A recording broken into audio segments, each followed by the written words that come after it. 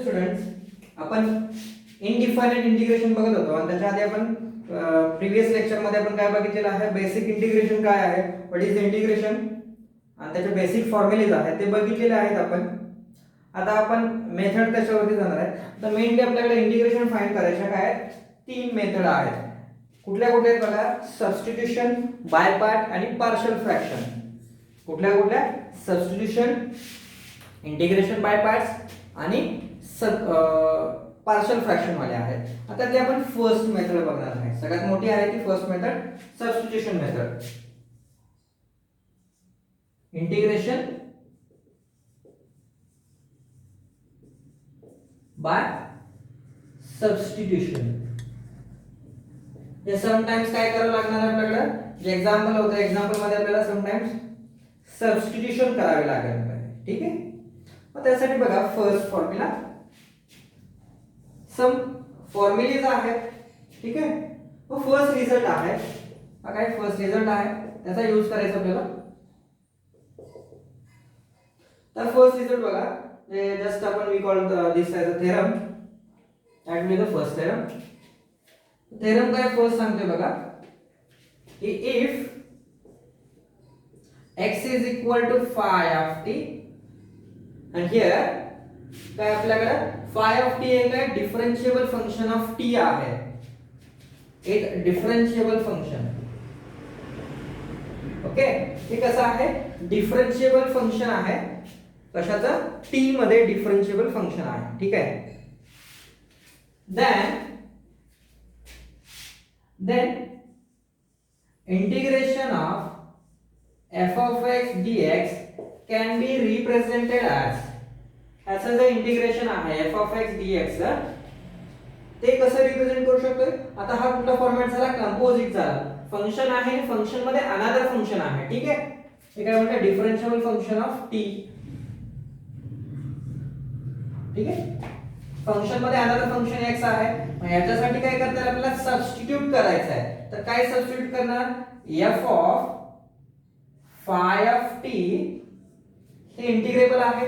Directly x integrable नाही आहे, तर phi of t इंटिग्रेबल आहे. ते सबस्टिट्यूट केलं आणि त्याच्यामध्ये phi dash of t dt. Variable change केला आपण. काय चेंज केलं आपण, x व्हेरिएबल होता त्या ठिकाणी t व्हेरिएबल घेतला, तर करस्पॉन्डिंग सगळी टर्म अशी चेंज होणार आहे.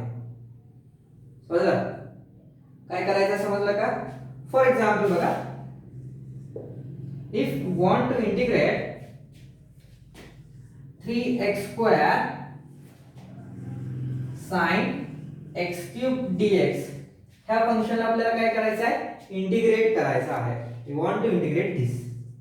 तर डायरेक्टली बघितलं, आतापर्यंत जेवढं आपण इंटिग्रेशन बघितलं आहे, जर डायरेक्टली आपण याच्यामध्ये बघितलं तर हे पॉसिबल आहे काय, is that possible for the direct method. There is no adjustment और no any formula for that. Then we use substitution method for that. What we do here, let x cube is equal to t. Here we consider काय घेतलं आपण, x cube is equal to t. जसं इथं म्हटलंय पण त्याच वे मध्ये आपण x cube ला t म्हटलं. That is the differentiable function. मग याचं काय करूया, व्हेरिएबल चेंज करायचं आपल्याला. जिथं x cube आहे त्या ठिकाणी आपण काय ठेवणार आहे, t सबस्टिट्यूट करणार आहे. ठीक आहे. मग ह्याच्यासाठी पण चेंजेस काहीतरी असायला पाहिजे ना. मग याचं डेरिव्हेटिव्ह करूया. याचा डेरिव्हेटिव्ह किती येत आहे, 3x स्क्वेअर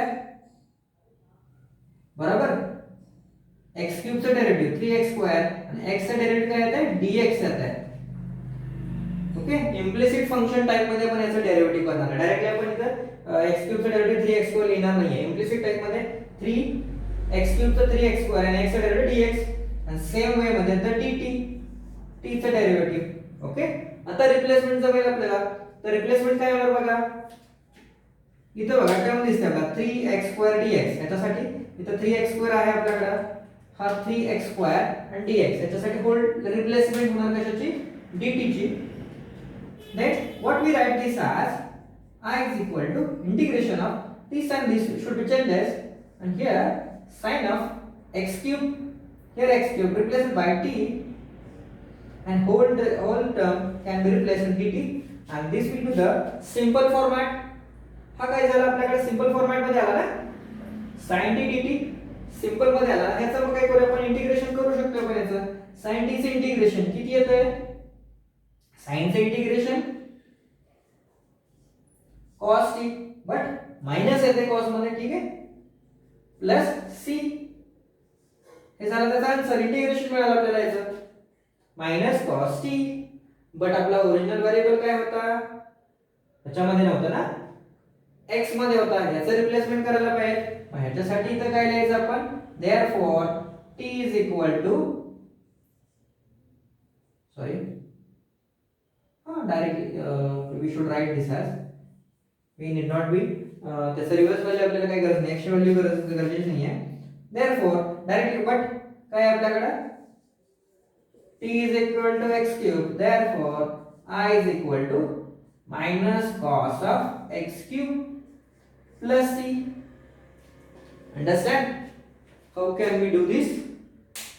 समजलं ना, हे काय करू शकतो आपण या ठिकाणी, अशा वे मध्ये आपल्याला करता येईल. समजलं कसं करायचं आहे. नेक्स्ट बघूया याच्यानंतर. तर ह्याच्यानंतर नेक्स्ट बघा, याच्यावरती डिपेंडेंट करोलरीज आहेत, ठीक आहे. तर फर्स्ट करोलरी आहे integration of, if we have f dash x divided by fx हे जर असं असेल, integration of f dash x upon fx, डिनॉमिनेटरचं डेरिव्हेटिव्ह न्यूमरेटर मध्ये असेल, derivative of denominator is always present in the numerator, then dx, then it equal to, असं असेल तर याचा आन्सर काय लिहितो आपण, log of fx लिहिणार आहे, प्लस c. हे डायरेक्टली लिहू शकतो. याचा डेरिव्हेटिव्ह इथं असेल तर आपण ते असं लिहिता येईल. फॉर एक्झाम्पल बघायचं झालं आपल्याला, तर एक सिंपल वन आपण एक्झाम्पल बघूया. सिंपल वन डायरेक्टली याच्यासाठी काही नाही आहे. इथं cos x लिहिलं आणि इथं आपण sin x आहे dx. For example, just example म्हणून बघतोय आपण, असं आहे. तर इथं बघा, sin चा डेरिव्हेटिव्ह किती येते, cos येते, बरोबर. Derivative of sin x is the cos, therefore this should be written as log of sin x plus c. हे आपण असं लिहिता येईल आपल्याला, ठीक आहे. समजलं कसं लिहायचं आपल्याला, त्याचं डेरिव्हेटिव्ह आहे प्रेझेंट, दॅट्स व्हाय आपण लिहू शकतो तिथं. अजून बघायचं झालं तर आपल्याला अजून एक्झाम्पल बघूया. there will be another example.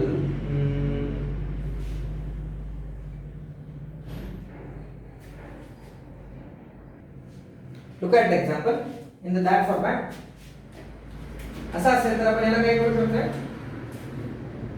this is equal to I, therefore we should write this as a 1 divided by 1 plus negative power, and that's why we should write this as 1 upon e raised to x dx. Then apply the cross multiplication, e raised to minus x आहे, cross multiplication apply करूया. तर काय मिळेल, I is equal to 1 divided by e raised to x plus 1 divided by e raised to x dx असं मिळेल. Divide by divide, get inversely multiplied, okay. Then we get e raised to x divided by e raised to x plus 1 dx. Okay, अभी आ गया format मध्ये आलं का बघा आपल्याला, की e raised to x plus 1 चं डेरिव्हेटिव्ह घेतलं आपण, किती आलं, कितना आता है, e raised to x का derivative, e raised to x और 1 का डेरिव्हेटिव्ह 0 आता है. कितना वाला गोल, ठीक है, कांस्टेंट आहे, कांस्टेंट चा डेरिव्हेटिव्ह काय झाला, 0, ठीक आहे. therefore त्याचा डेरिव्हेटिव्ह हे आहे, that's why we should write directly log of e raised to x plus 1 plus c. Okay,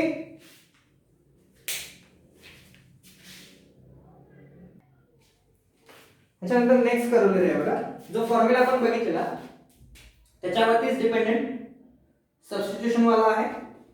second first corollary काय बघितले बघा, सॉरी फर्स्ट फॉर्म्युला आता लिहिलेला मी, सॉरी चुकून रफ केला तो. फर्स्ट होता आपल्याकडे काय की आपण रिप्लेसमेंट करता येत असेल, x is equal to phi of t असेल तर काय करू शकतो आपण इथं integration of f x d x असेल तर त्याला काय केलं आपण integration of f of phi t f dash t हे केलं डी एक्स. सेकंड आपण काय घेतलं f dash x divided by f x जर असेल तर याच्यासाठी काय लिहू शकतो log of f x plus c. Third one बघा थर्ड प्रॉपर्टी आहे integration of f of x whole raise to n into f dash x d x असं जर असेल f of x raise to n f dash x d x असं जर असेल तर ह्याच्यासाठी आपण काय लिहू शकतोय दिस इक्वल टू हे फंक्शन आहे याची पॉवर n आहे त्याचं डेरिव्हेटिव्ह इथं आहे तर याच्यासाठी f x raise to n plus 1 divided by n plus 1 plus c हे लिहू शकतोय. ओके काय बघा फंक्शन आहे त्याची nth पॉवर असेल आणि त्याचंच मल्टिप्लाइड त्याला डेरिव्हेटिव्ह असेल फंक्शनचं तर आपण हे अशा फॉर्मॅट मध्ये लिहू शकतोय. फॉर एग्जांपल देखिए फॉर एग्जांपल इंटीग्रेशन ऑफ क्या लेंगे कि sine inverse x raise to 3 divided by square root of 1 minus x square dx हे आपण घेतलं. Here we take an example. Let us consider this I is equal to this can be rearranged as sin inverse x raised to 3 into 1 divided by square root of 1 minus x cube dx.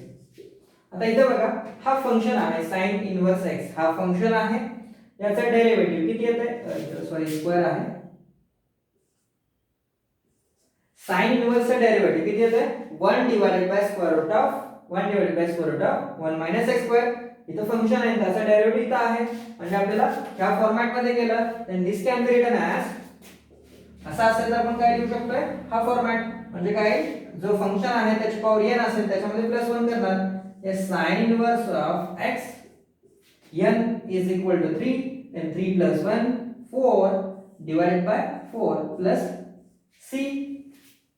ठीक आहे हे असं आहे. त्याच्यानंतर आपल्याकडे अजून एक property आहे बघा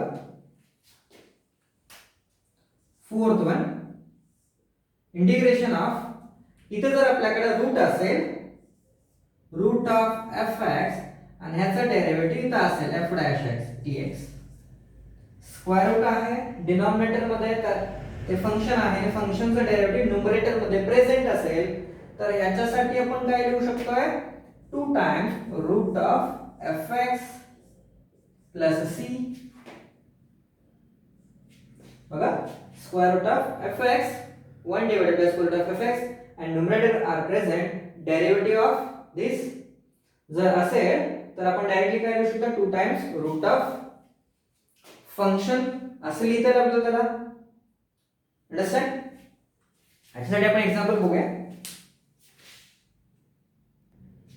एक्झाम्पल बघा for example for this I is equal to integration 1 divided by x root of log x dx हे असेल आणि याच्यासाठी बघा आता हे आपल्याला काय करायचं आहे असा फॉर्मॅट आहे दाखवतो कसं बघा डायरेक्टली आपल्याला फॉर्मॅट असा डायरेक्टली दिला जात नाही आपण त्याला ऑब्झर्व करावं लागतं. मग 1/x आहे आपण ते वरती लिहूया 1/x divided by square root of log x dx बरोबर.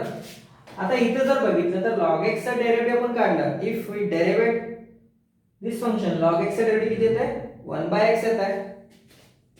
ठीक आहे तर 1/x ह्याचा डेरिव्हेटिव्ह इथं आहे therefore we should write 2 times root of function plus c बरोबर असं लिहू शकतोय लिहिता येईल ना आपल्याला.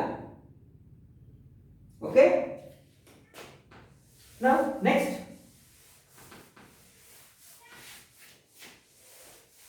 on the basis of that आता आपल्याकडे tan x चे इंटिग्रेशन नव्हतं आपण tan x चे इंटिग्रेशन करूया. want to integrate tan x dx ह्याचं आपल्याला इंटिग्रेशन करायचं आहे. तर याच्यासाठी काय करता येईल आपल्याला, लेट वी कन्सिडर I. तर tan x चं डायरेक्टली इंटिग्रेशन करता येत नाही आपल्याला, डेरिव्हेटिव्ह करू शकतो पण इंटिग्रेशन करता येत नाही. Then this can be written tan x is equal to sin x upon cos x dx, right. आता याला जर ऑब्झर्व केलं तर cos x चा डेरिव्हेटिव्ह किती आहे, sin x आहे. Derivative of cos is on sin, okay बरोबर.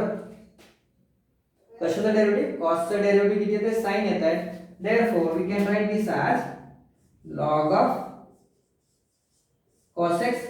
आता sorry by the mistake I forgotten that. इथे जर बघितलं तर cos चा डेरिव्हेटिव्ह काय येते, मायनस येत आहे, sorry. Therefore we should arrange minus of sin x divided by cos x dx, okay. cos चा डेरिव्हेटिव्ह काय येते, मायनस sin येत आहे, मायनस ऍडजस्ट करावं लागलं आपल्याला, मायनस मायनस घेतलं, बरोबर आहे. फॉर्मॅट मध्ये minus log of cos x plus c, बरोबर. हे मायनस इकडे बाहेर आहे, त्याच्यासाठी हे आन्सर आहे. देयरफॉर ही प्रॉपर्टी आपण यूज केली, आपल्याला मिळालं. बट मायनस आहे, मायनस आपल्याला नको आहे. मग आपण काय करू शकतोय, इथे जर मायनस असेल तर आपल्याला माहिती आहे प्रॉपर्टी आपल्याकडे, if log of 1 by x then it equal to minus log of x. He property आपल्याला माहिती आहे लॉगची. then we should implies this as log of 1 by cos x. 1 by cos means log of sec x plus c, and that will be the integration of tan x dx. This is the integration of tan x dx. आपल्याला हा formula मिळाला. आता नंतर याच्यानंतर tan x साठी integration घेता आपण log of sec x लिहू शकतोय, ठीक आहे. Integration of tan x dx, आतापर्यंत tan x चा फॉर्म्युला नव्हता आपल्याकडे, is equal to what we get, log of mod of sec x plus c. तर सिमिलरली आपण काय करूया, आपल्याकडे cot चं पण इंटिग्रेशन नव्हतं, cot चं इंटिग्रेशन मिळूया.